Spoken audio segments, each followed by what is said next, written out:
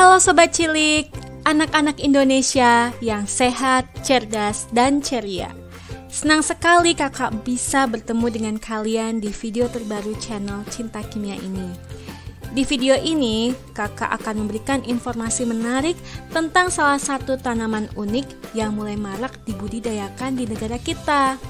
Apa ayo? Penasaran kan? Yuk kita kenalan dengan Venus, tanaman pemakan serangga. Wah, tanaman apaan tuh? Adik-adik ada yang pernah mengikuti seri Super Mario Game? Atau serial TV kartunnya? Mungkin kalian kenal dengan makhluk yang selalu jadi musuh bebuyutannya Mario ini. Tanaman bertangkai hijau dengan kepala merah berbintik-bintik putih, juga mempunyai mulut dengan gigi yang tajam. Nah, ternyata di dunia nyata ada juga loh tanaman yang mirip dengan ini. Namanya tanaman Venus. Tapi tidak usah khawatir, tanaman ini tidak berbahaya kok buat manusia. Memang sih tanaman Venus mendapatkan sari-sari makanannya dengan cara yang tidak biasa. Kalau tumbuhan lain mendapatkan makanan dari cara menyerap unsur hara dari tanah lewat akar, nah tumbuhan Venus ini menangkap hewan-hewan kecil seperti serangga untuk diambil sari-sari makanannya. Yuk kita kenalan lebih dalam lagi. Adik-adik coba perhatikan video ini.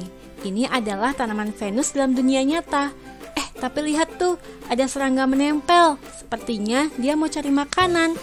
Hati-hati nanti, snap. Tuh kan, kalau katup sudah tertutup, serangga akan sulit keluar. Akhirnya jadi santapannya si Venus deh. Jadi, makhluk hidup ini bernama tanaman Venus, atau dalam bahasa Inggris biasa disebut dengan Venus flytrap, atau nama latinnya adalah Dionea muscipula. Tumbuhan ini berasal dari benua Amerika, tepatnya di daerah utara dan selatan Carolina. Dia adalah salah satu dari beberapa tanaman karnivora, yaitu pemakan serangga. Tanaman Venus akhir-akhir ini juga cukup banyak dibudidayakan di Indonesia loh. Fungsinya adalah untuk menangkap serangga seperti lalat misalnya, agar lingkungan sekitar rumah menjadi bersih. Selain itu, bentuknya yang unik memiliki daya pikat tersendiri untuk yang hobi dengan tanaman hias. Nah, lalu bagaimana sih cara tanaman ini menangkap serangga? Kan dia nggak punya mata. Jadi begini adik-adik, tanaman Venus kalau kita gambarkan seperti ini. Ada gerigi di bagian pinggirnya, terlihatnya seperti tajam, tetapi sebetulnya tidak kok. Oleh karena itu disebut sebagai bulu halus. Itulah mengapa tanaman ini tidak berbahaya kalau disentuh manusia. Lalu coba lihat di sini, di permukaan ada semacam rambut, dinamakan rambut sensorik. Ada 3 di bagian atas dan 3 di bagian bawah. Rambut sensorik ini sangat sensitif dan peka terhadap sentuhan.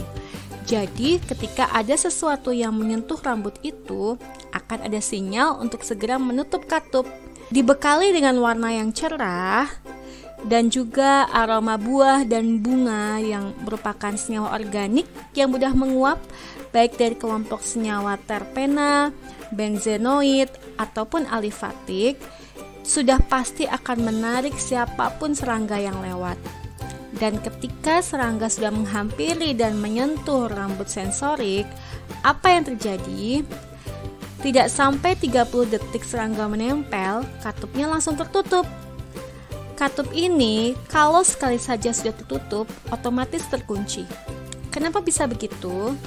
Jadi, saat serangga menyentuh rambut sensorik, akan dihasilkan senyawa ini yang merupakan turunan dari asam jasmonat. Nah, kalau jumlahnya sudah cukup banyak, maka dia akan memerintahkan enzim-enzim dan hormon yang bekerja pada tanaman Venus untuk menutup katup. Dan serangga pun terperangkap. Getah yang dihasilkan oleh daun atau katup tanaman Venus ini membuat serangga juga makin susah bergerak karena lengket. Lalu, apa yang terjadi setelah itu? Yang terjadi adalah Setelah itu hewan atau serangga tertangkap akhirnya dicerna oleh tanaman Venus untuk diambil zat-zat yang berguna untuk pertumbuhan tanaman Venus ini. Bagaimana caranya? Pemeran utamanya adalah asam jasmonat, suatu zat kimia, senyawa organik yang fungsinya bisa sebagai hormon pada tumbuhan. Zat ini akan memproduksi enzim-enzim dan mengaktifkan kelenjar pencernaan sehingga mengubah fungsi katup ini dari mulut menjadi perut. Seperti halnya dalam perut kita, untuk mencernakan dibutuhkan kondisi asam. Sama juga halnya dengan tanaman Venus ini. Ketika dia sudah siap untuk mencerna, diproduksilah asam klorida atau HCl yang menurunkan pH sehingga kondisi dalam katup menjadi asam. Tetapi, enzim-enzim tumbuhan kan supaya bisa bekerja dibutuhkan pH atau tingkat keasaman yang tertentu. Sehingga diproduksilah zat kimia lain bernama glutathione yang fungsinya menjaga pH dalam katup supaya enzim dapat bekerja dan juga kelenjar-kelenjar pencernaan bisa berfungsi sebagaimana mestinya. Nah, 5 hari kemudian, serangga yang tertangkap sudah tercerna semua. Saatnya tanaman Venus siap mendapatkan mangsa baru.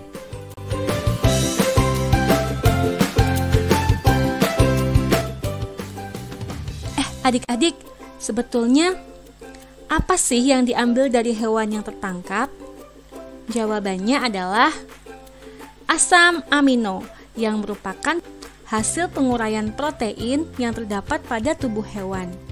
Tanaman Venus akan mengambil nitrogen dan karbon dari asam amino tersebut. Nitrogen berfungsi untuk memenuhi kebutuhan nutrisi makanan dan karbon berfungsi sebagai bahan bakar untuk pernafasan atau respirasi tumbuhan.